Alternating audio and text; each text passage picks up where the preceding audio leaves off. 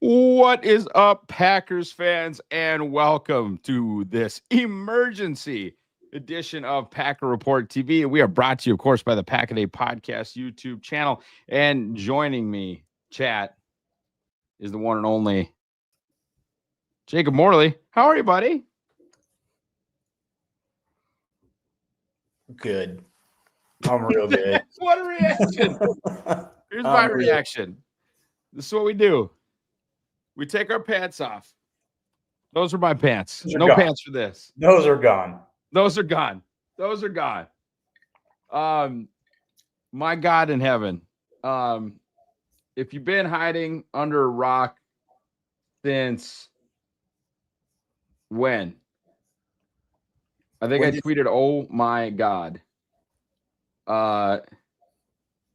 Drop in the chat how you found out. Like, that's what I want. I'll tell. I'm coaching. I'm with the both youth. of us. Yeah, and 4 o'clock. 4 o'clock Had to have been a scheduled tweet from Tom. Andy did turn around from going to a concert. By the way, Andy Herman will be back at 8 o'clock. Or here at 8 o'clock. He'll go live at 8 o'clock. Andy Herman will go live at 8 o'clock. I'm coaching, and I get a call from Jacob Westendorf, who I hear from all the time, but he doesn't call me that often. And with everything happening, I'm like, oh no, like something happened, right? Like with Micah. And I pick up the phone, and it's just Jacob. I think he might have been crying. I don't know. But just screaming Micah. Incredible. I think he said his children were crying. Well, I think he screamed so loud that his children cried. Yes.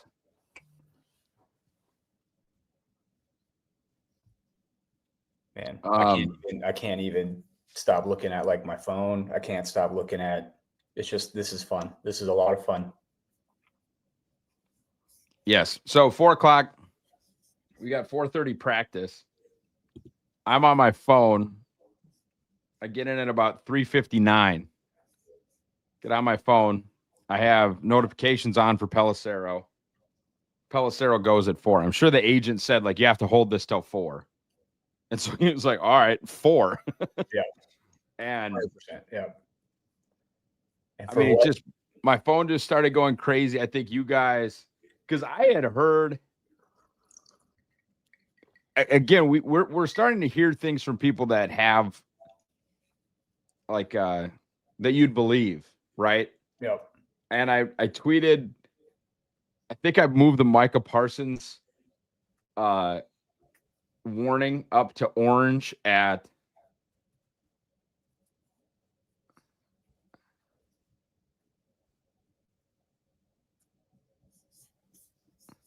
2:50. So an hour and 10 minutes before, I moved your Micah Parsons alert up to orange, and it got red fast. It got red extremely, extremely fast. You and I both had to coach children. I suppose technically I coach in college, so they're men. But I just started like walking back and forth in the parking lot, not really knowing what to do.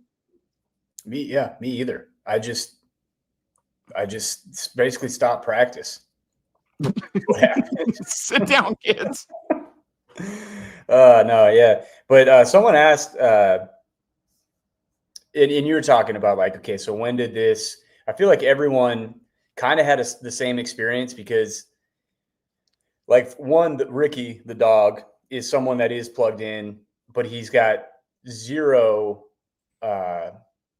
filter. No filter. He's got he's not going to get in trouble for saying anything. And so that kind of kicked stuff off, right? Like weeks ago, really. And he kicked it off with saying he didn't think it was actually going to happen. And then all this other stuff happens, and here we are. But this morning, really, it was like 2 days ago. Was it 2 days ago that he tweeted 2 nights ago that he was like, they have a significant offer on the table? And then you get stuff like from like Kay Adams tweeted last night, just the you guys. Like, so it makes me wonder how, and I'm sure we'll find out eventually, like where and how this all came to be, like where it started, how it kind of progressed into this, and how it eventually progressed to the Packers only having to trade 2 first-round draft picks and an aging Kenny Clark for the 25, soon to be 26-year-old, arguably best, most impactful defenders in the NFL, who's in the middle of his prime, and he's not slowing down anytime soon. So unbelievable stuff. If you really want to go see like how good of a trade this is, go just type in Cowboys Twitter.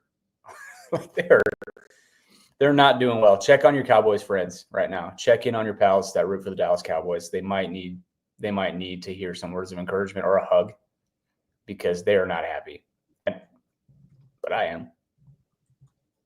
Yeah, so let's talk about that a little bit. Let's talk about the compensation.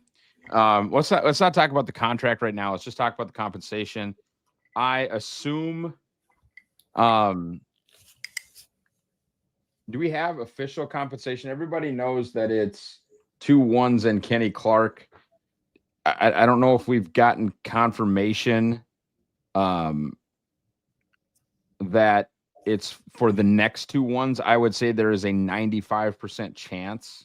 Oh, it's higher. I mean, I'd be floored if it was the 27 and the 28 first. Yeah. I mean, that'd be all. I mean, great if they can do that, but I would be floored if that was the thing. But also, I'm floored that that's all it took to get him. Honestly. So I said the same thing to you, or a similar thing to you when we were on the phone. Did they just do the Luka deal? I mean, did Jerry get so pissed at Micah Parsons? And like Justice Mosqueda pointed out, teams, used to threaten to trade players to Green Bay. Well, Jerry was certainly around back when they used to threaten to trade players to Green Bay. Is he so old and lost that he doesn't realize that like Jordan Love is Parsons, one of his best friends, and that their agents are represented, or the agent represents them both, that Green Bay owns the Cowboys, that Green Bay's on the doorstep of championship contention, and now I've arrived, by the way, at championship contention?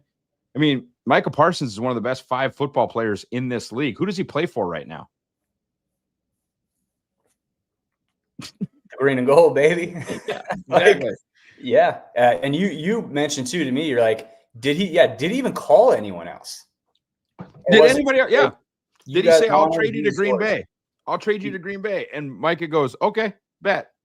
Yeah. People, and I'm sure people know this, but Micah and Jordan Love are very close. Like, yes, Micah, I'm sure, is thrilled to go play with one of his best friends, right? Regardless. And like, it's not the 80s anymore either. Like, okay, this is Serbia, whatever. Siberia. And Siberia. That's just not how it is. Like, you want to. But, like, isn't that where Jokic is from? I don't know, man. But geography is tough. It is. But in any case, like, Jacob Morley, school teacher. You want to travel the world still, you can do that. If you're about ball and Micah Parsons is about ball, like, he's going to love it in Green Bay. This is what he's going to do during the season, is he's just going to focus on playing football.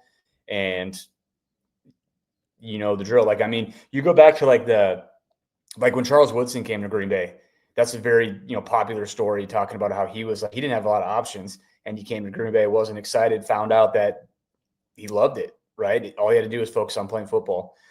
So yeah, I think Micah he's going to love it in Green Bay. I think he's going to have a great time. I think Jerry is just completely out of touch with reality.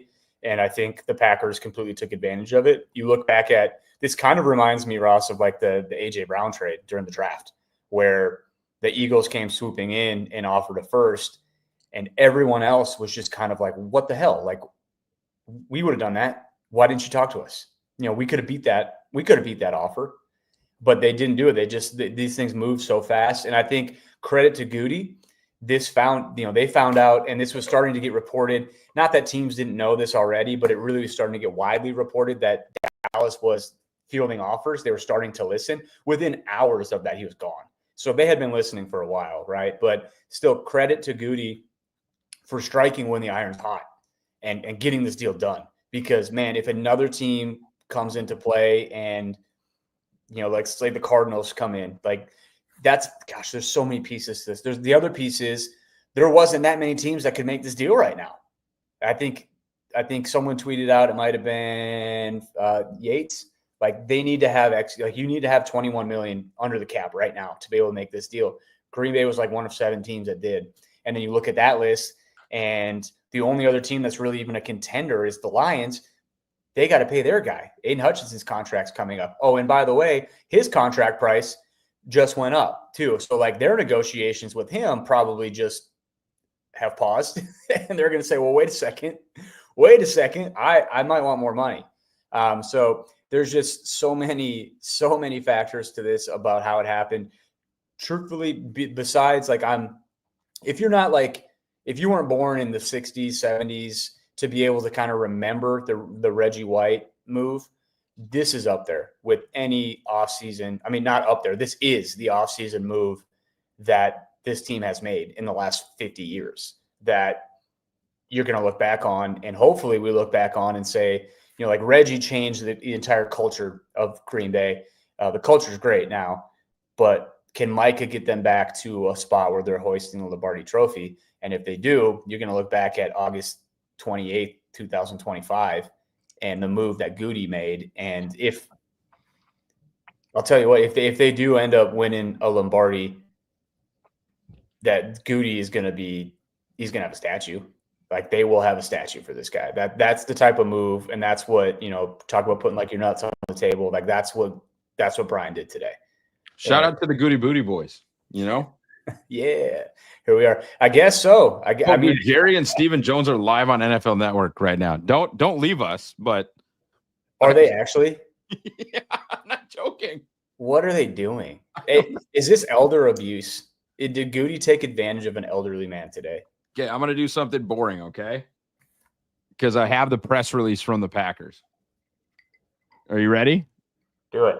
The Green Bay Packers have agreed to terms on a trade with the Dallas Cowboys. The Packers will acquire defensive lineman Micah Parsons in exchange for defensive lineman Kenny Clark and first-round draft selections in 2026 and 2027. So we know that. Green Bay and Parsons have also agreed to terms on a contract extension. Packers general manager Goody, leader of the Goody Booty Boys, has announced the transaction on Thursday. Goes on to talk about all the ridiculous stuff that Mike has done, and then gives a brief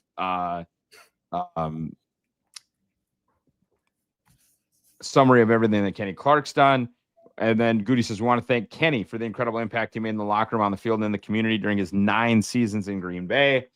From the time he arrived, Kenny established himself as one of the top D tackles in the league and in the history of this franchise. With his production, durability, and leadership, he had the respect of everyone and epitomized what it meant to be a Green Bay Packer. He'll be greatly missed. We wish him and his family nothing but the best in the future. And totally agreed. Yeah, no, it's too bad for Kenny because everything they just said is absolutely true. Like he's been a phenomenal Packer for the past almost decade. With that, here's the deal. You just traded Kenny Clark coming off of one of his worst seasons and about league average season. Whether you look at Andy's grades or PFF's grades, you just watch the games. League average starter, maybe. And his 9th season leading into his 10th, and you probably just gave up 2 first-round picks that were going to be 26th or later. Mm-hmm. You just gave up the, 29th and 32nd pick. If they want, if a guy they love is sliding into the 20s. Somebody just said, what?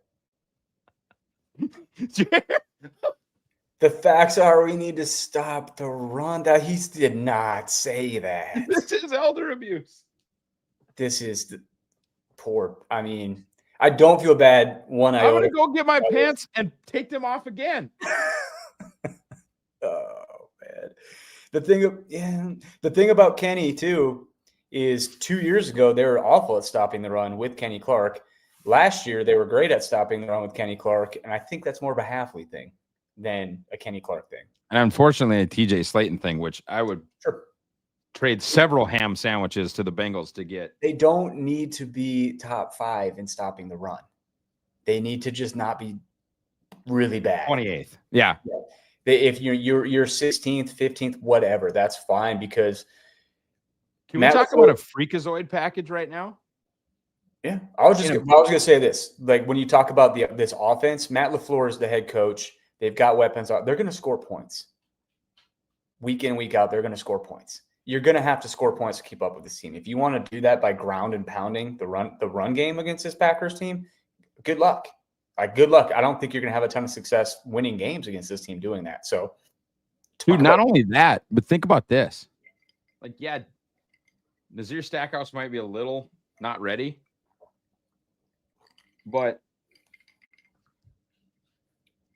think of how good Gary and Van Ness are at stopping the run.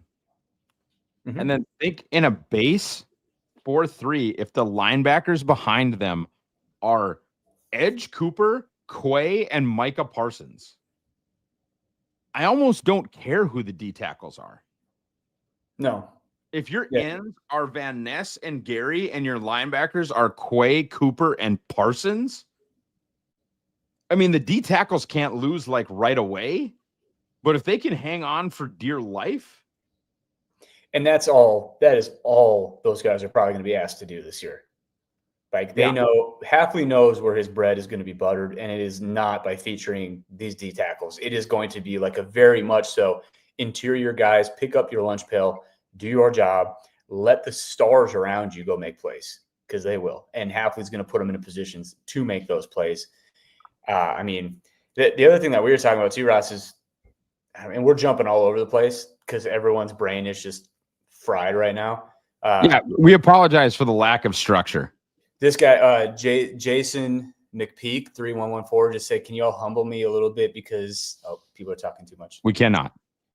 No, I will not. I decline. Enjoy this. This is fun.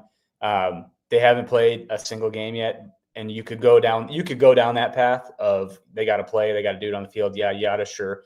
We're not gonna do that here. We're not doing that here today. This is a big time move, and this is a lot of fun, and we're gonna daydream because, truth be told, like Ross, we were talking about this. You can play Micah anywhere. Like you can play him stand up, you can play him at end, all that stuff, and they will be in those odd and even fronts. They'll do whatever. And hey. Sorry, a little ADHD. Jalen Sundell, starting center. So Jalen and Grail, go Bison. Yeah, I wish they would have taken him instead of someone. But anyways, booze might be a factor. Let's go. Yeah, it might be. I hope everyone out there is having a beverage. It's Thursday. Who cares about work tomorrow? Let's party. So get LVN on the Culver's diet and kick him inside. Hell, maybe. Well, 3-tech. That's you talk about some of like those NASCAR packages too, where Rashawn. Here's the other thing too. Rashawn and LVN can both reduce like that. They might both be able to. You could they put Rashawn and LVN both at D tackle. You get Gary and Parsons screaming off the edge. I'm saying this. Because Gary can reduce and play that D tackle if it's on these third and pass. And Igbare.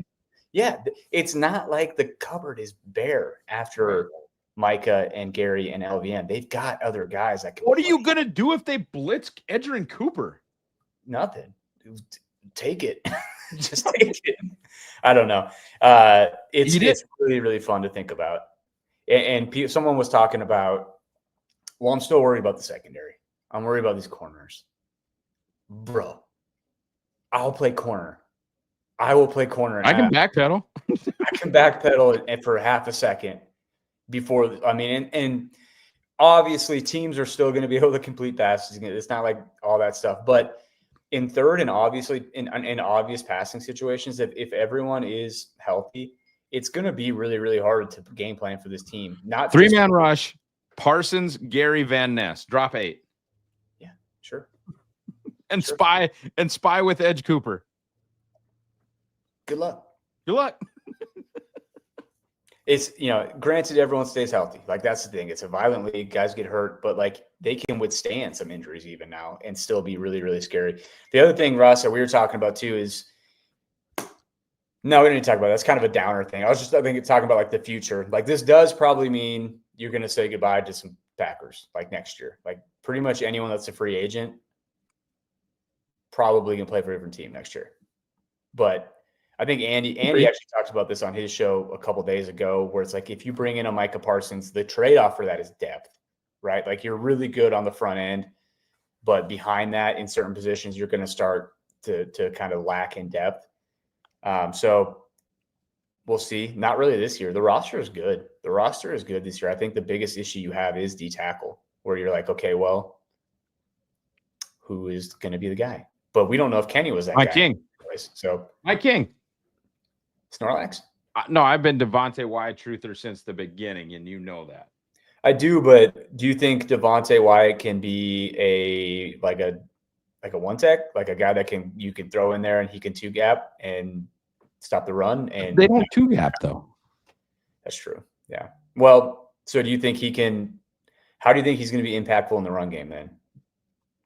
By running into the backfield. Screaming up the field and tackling. by confusing the blocking scheme by being upfield. Yeah, I guess. I mean, I don't know. I'm really hyped. Call up Raji. Yeah. Somebody said DJ. Christian Wilkins. Oh, yeah. Should we just go sign Christian Wilkins too? He's sitting there. He can kiss everybody on the head. Kiss me on the head. I don't care. Yeah. Well, but for real, I don't know if they have the cap space to even do that. It would have to be like a 1-year deal. It doesn't have to be in anything though. He got released, didn't he? He got released, so he's getting paid, or he's still making money. Come chase a ring, Christian. Yeah, I guess. I'll drive to Green Bay and kiss me on the head. Here's the. Well, how about this? Yes, I'm officially a good. Yes, welcome.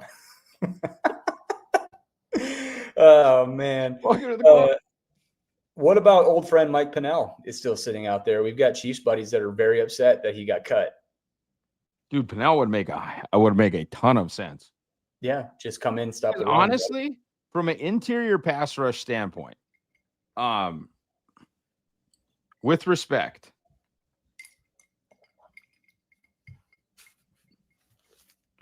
why did you? Kenny Clark wasn't doing that much, and you still have Carl Brooks, who has juice, Devontae Wyatt, who has juice, and Colby Wooden, who we think has juice. Right? Yeah. So if we're just talking about like a run stuffer, which Kenny Clark kind of wasn't at this point, you can go get those. Like, they got Snacks Harrison on Christmas. Yeah. I don't know who the guy is or whatever, but like, you can go get, if Stackhouse can't do it until next year, right? You can go get whatever. Is that true? Logan Painter, 2014. Jerry just said he thinks they can be better with Kenny than with Micah. Jerry thinks a lot of things. Man. Ross thinks Jerry should hire Ross to run the Cowboys. I wouldn't have made this trade. This trade wouldn't have happened if you were the GM of the Dallas Cowboys. Depends on who you think I'm. Right. Well, if it's, if you're trying to win games for the team that employs you. Goody said Max Crosby. Nah, I can do better than that. I know. I was just thinking about that. Good point. We're rising. We're rising. I mean, yes. So, right, because you're thinking like, oh, Max Crosby would be cool, right? Trey Hendrickson would be cool, right? I can call him. I should call him. What if I called Gilbert right now? I'm not going to do that. I'm not going to do that. That'd be hilarious, though, if you did. Bet you won't. He met one of your boys. He shouted me out just the other day. Yes, Gilbert. He did. Yes, he did. I got a text from one of my buddies that I don't know why his CEO is a really big Packers fan, so he gets to go to these events, and he shows up, and Gilbert Brown's there, and he sends me a picture with Gilbert Brown, and I was like, oh, Ross used to do a podcast with him, and so he goes, hey, do you know Ross Uglem? And Gilbert's response was just,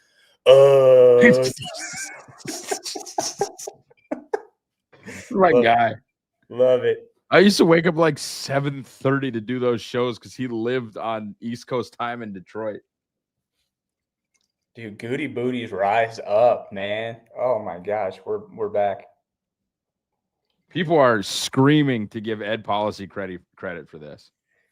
Okay, so on a serious note, like maybe. I mean, some guys do want to come in and like make like a statement, but I don't think it's a hey Brian, you have to go do this. I think it's more of a hey Brian, you can't like you can do this. Like I'm not gonna get in the way.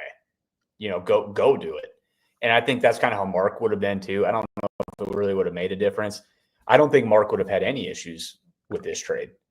So I don't necessarily think it's an Ed Policy thing, but I think it's encouraging that they did make a trade like this, a move like this with the new president in Ed Policy kind of being able to, what I would assume, step aside and let Brian and Matt do what they do and just kind of say like, you have the discretion to go do your job, which is good. That's a good sign. So, the Ed Policy era is off to whether or not he was behind this or not, it's off, it's starting off with a bang.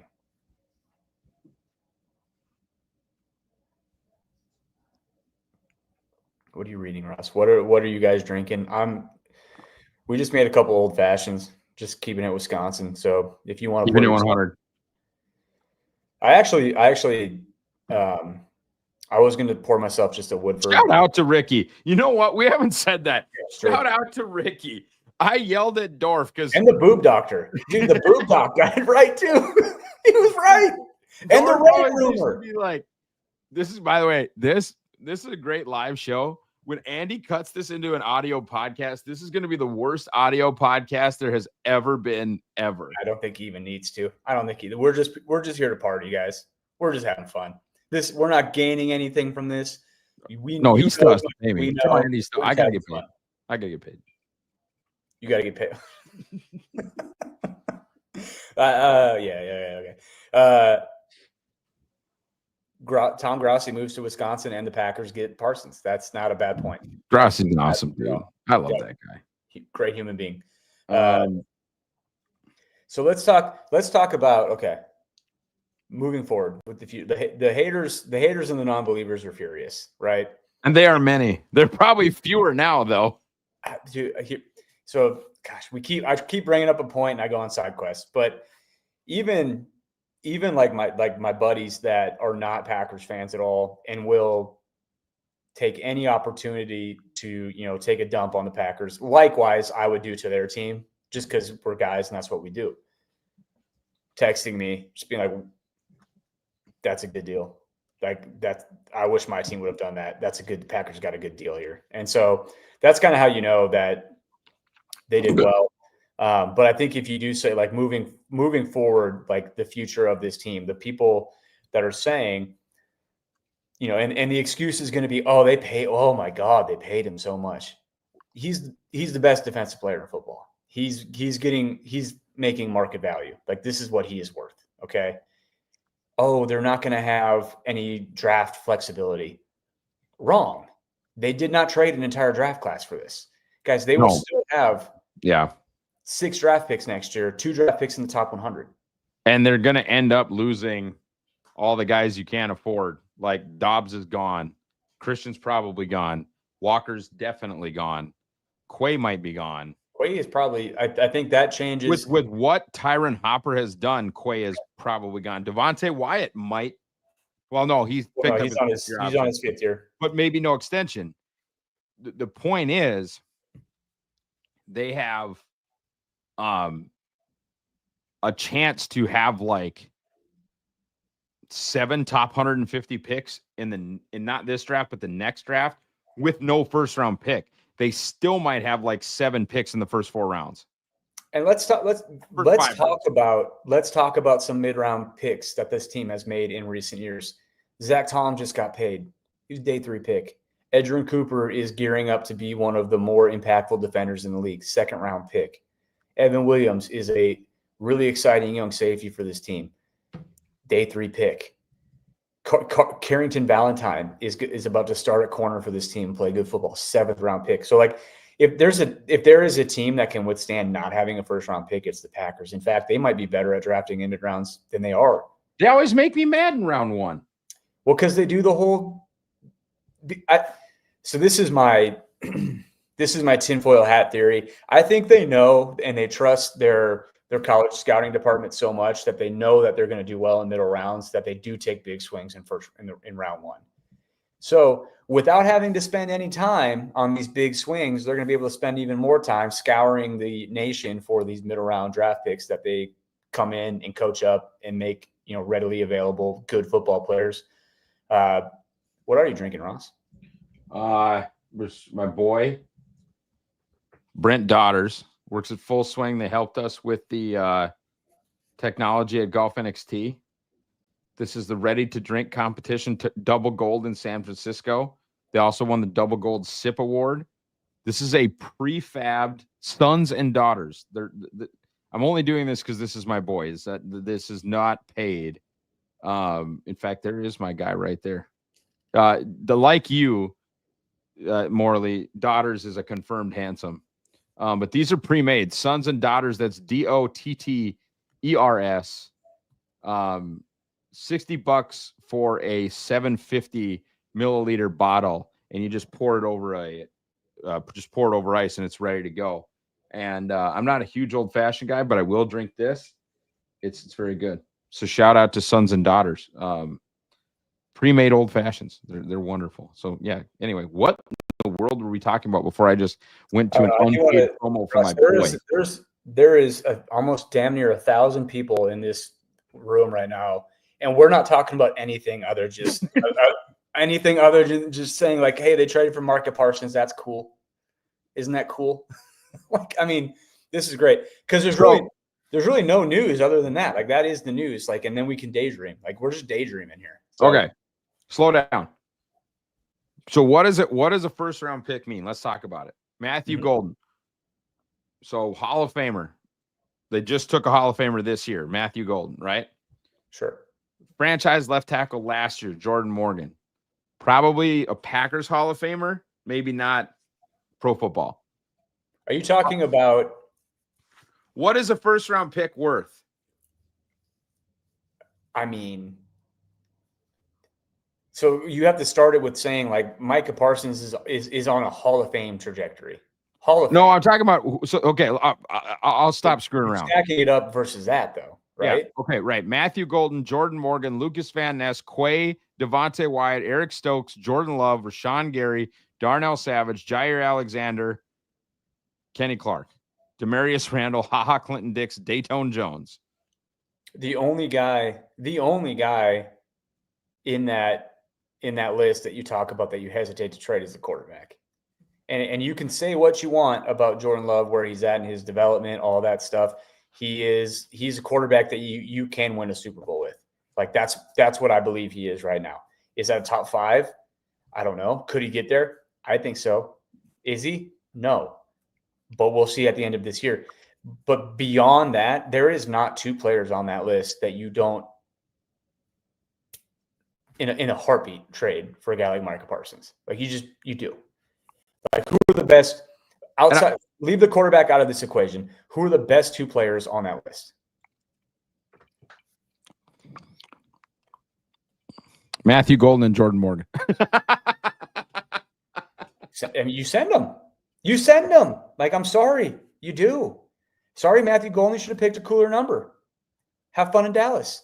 We want Mike. So like, oh man. So but honestly, the fact that they have Matthew Golden, Jordan Morgan, and Edgerrin Cooper for like no money for the foreseeable future is big. Well, and because this team drafts, they do draft well. This team does. Like, the point is, the point that a lot of people made all offseason is either one, these good players that they have need to turn into great players if they're going to get to where they want to go, or they need to go out and acquire some great players.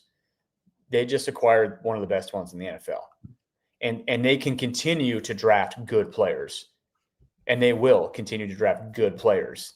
But surrounding those good players with superstars is a force multiplier too. Like, how much more excited am I this year to watch guys like Brenton Cox and Kingsley Enikbare and hell, even Rashawn and LVN? They're all going to be better. They're all going to be better because Micah Parsons is on this team. The craziest stat that I've seen today or in recently is the Dallas Cowboys EPA, defensive EPA, which, say what you want about those advanced stats and yada yada. It's how good are they? How good are they? Generally speaking, they were number one with Micah Parsons on the field. They were bottom 5 when he wasn't. You have to game plan for this guy. Like, there is not a defensive court. The Detroit Lions have a brand new offensive coordinator who is not happy right now. He is not thrilled that he now has to game plan for Micah Parsons on top of Rashawn Gary, who's well respected in this league, on top of LVN, who looks like he's ready to take a jump, on top of a Kingsley Enikbare, who's had a really, really good offseason, on top of Brenton Cox, who's a really, really nice rotational piece, who was a 5-star recruit coming out of high school, one of the top recruits in the nation, just oozing with talent, had some off-field stuff, but he is like, he's good. And then you add Barron Sorrell, who led all rookies in true pass sets in the preseason, led all rookie edge rushers and quarterback hits. He played one game. And if you watch that one game of Barron Sorrell, and Ross, you're a Barron Sorrell truther, so you can talk on this. More cheap, good talent. And he is not someone that's just going to go out there and win one way. Like, in that game, I think he had 3 different pressures that he had with 3 different types of pass rush plan. And so that's really exciting when you talk about a young guy. And now he's a young guy that they're not going to, God willing, are not going to have to rely on much this year. So it's like, okay, the best way to bring along your young players like that, and the way that the Packers love to do this, is saying like, hey, Barron, we're going to have you do one thing. We're going to rotate you on pass rushing downs, and you're just going to go get the quarterback. That's all you're going to do this year. That's all we're going to ask you to do. He's going to say, okay, I can do that. And I'm going to reward you probably with a pretty decent rookie year. And so just being able to bring waves and waves of pass rush talent is unbelievable. You hand up if you watched the Super Bowl this last year. Patrick Mahomes is the best player on the planet. Like, you're not gonna get anyone that disagrees with that. He's not very good on his backside.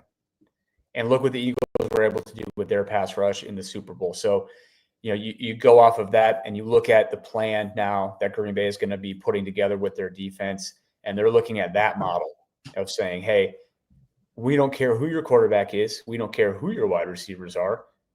We're going to get after your quarterback, and that is the great equalizer. So I'm excited. I'm just excited. Okay, I'm gonna go to negative town for a second here, and then I'll go back to positive town. So, okay, I'm not picking on these guys. 25th pick doesn't get you Micah's level of talent. No argument. None. Who was the last first-round pick made by the Packers that was a Hall of Famer within 4 years? Matthew Golden. Other than Matthew Golden. No. I get that. With that said,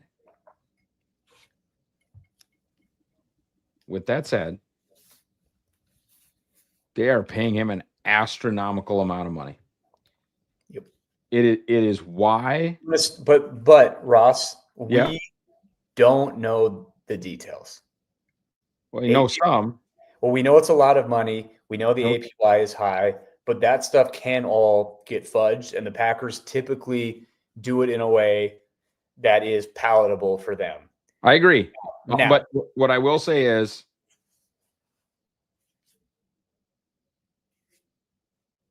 $136 of the $188 is reportedly guaranteed. That's a lot.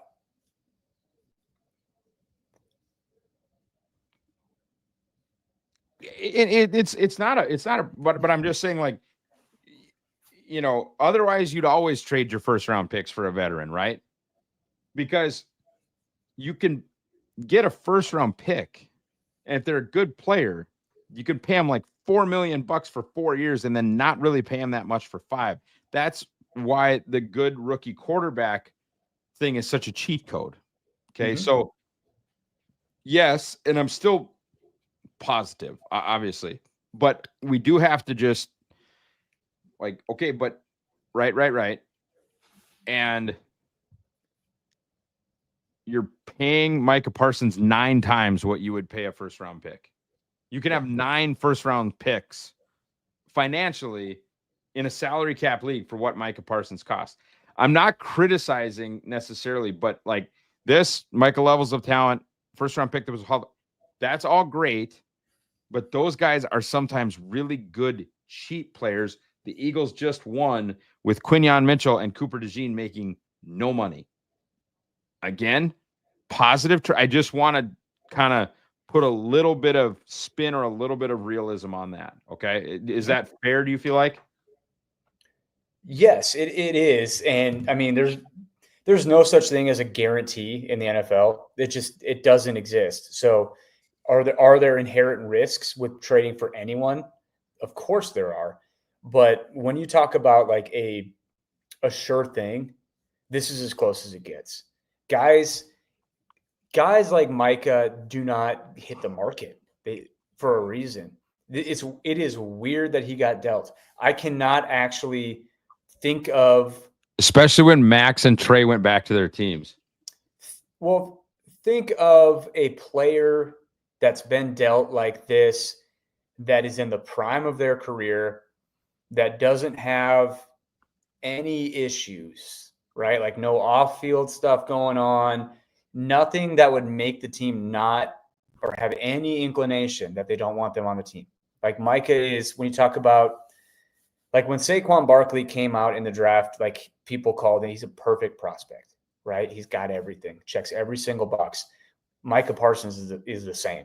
Like when you talk about guys hitting the open market, he checks every single box. There's really no reason for concern. What he does is transcendent. Like he works in any scheme. He will get after the quarterback. He will make the opposing team's quarterback miserable. You do it. You pay them. The cap goes up every year. They're paying a lot to the quarterback and the defensive end. But I think it does go back to, and you'll hear Goody talk about this, like the draft being the lifeblood of this organization. They didn't give up. I mean, they gave up 2 first-round picks. It could have been more. I mean, guys that went more for Micah Parsons. Khalil Mack went for more than this. The Khalil Mack deal to the Bears was more than this, right? Laramie Tunsil, the left tackle, he went for more than this. Jamal Adams, the safety, went for more than this. So it's really hard to explain how, and not even hard to explain, you guys get it, but like hard to wrap your head around that this actually happened. Because 1 day ago, when I don't know, the reports were what, 2 first-round picks, a second and a fifth, and I would have done that. I wouldn't have even hesitated. I would have said, yeah, send it in. I'll take Micah. The fact that they were able to get it for less than that with an aging Kenny Clark, I mean, it's absurd. It is absurd that he is on this team. If you read, what do you sell number 11 for? Andy, you owe each of us $1. Shout out to Matt for the $2 super chat. That's $1 to both of us. I got a really nice watch. I just saw Dorf's tweet. That's funny. I want to know, who is Dorf? I'm joking. I would say who you just banned from the comments. What was he saying? He said he's gonna do something mean.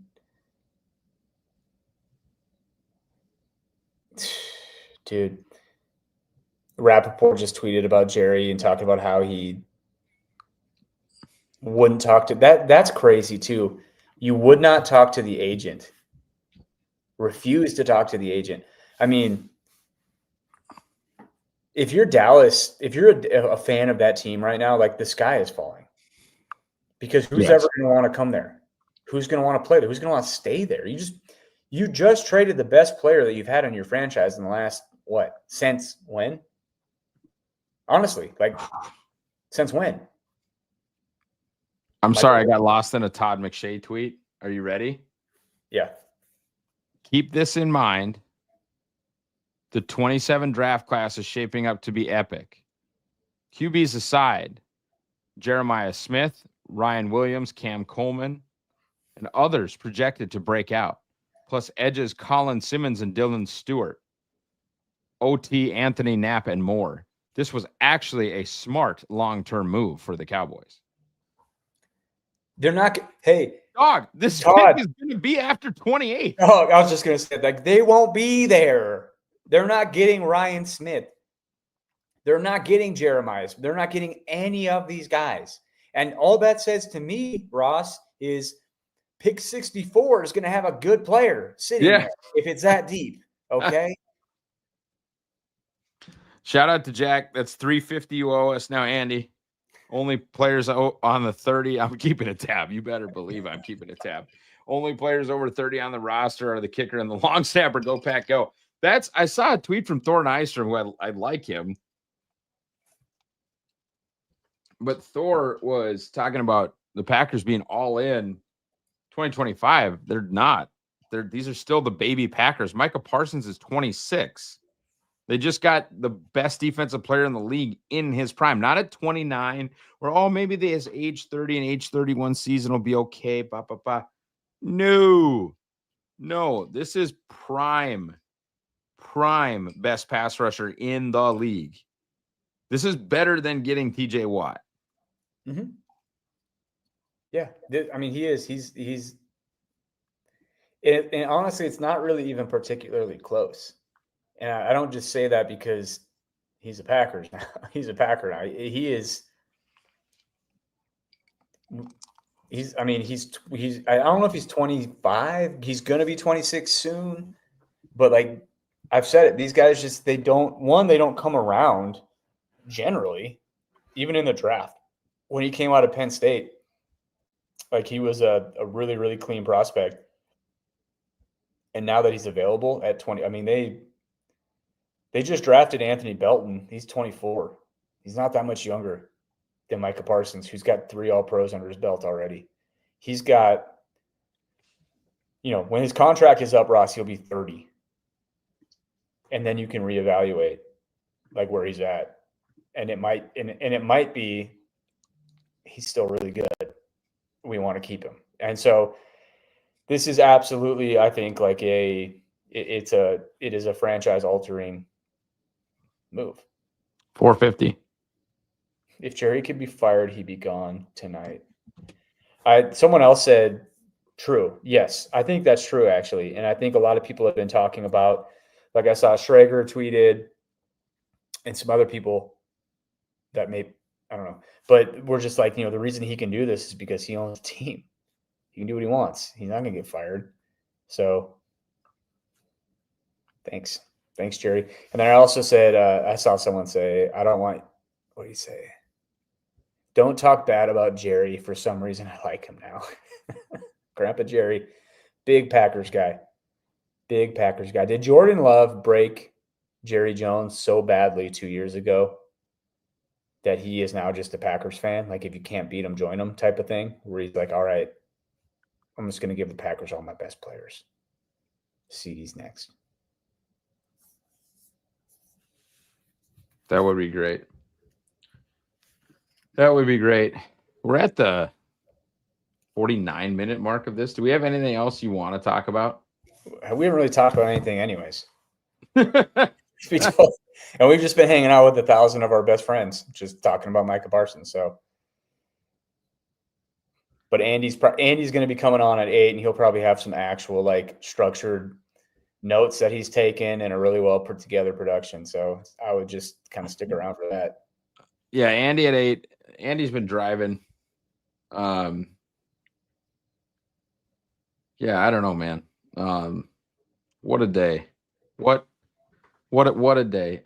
I'll end with this. The most exciting version of what they could do here is the 4 down front with Wooden and Wyatt, or Brooks and Wyatt in the middle, and Gary and Van Ness outside, with Parsons and Cooper just hunting.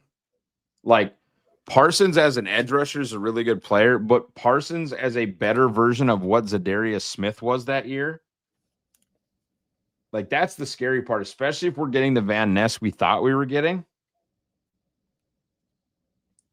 Dude, Parsons as just a hunter. I don't know, man.